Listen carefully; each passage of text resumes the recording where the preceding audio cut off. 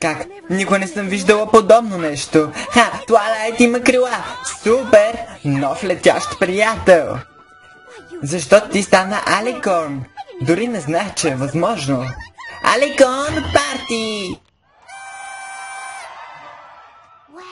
Вау, изглеждаш точно като принцеса. Това е защото тя е принцеса. Ха? Задръжте малко.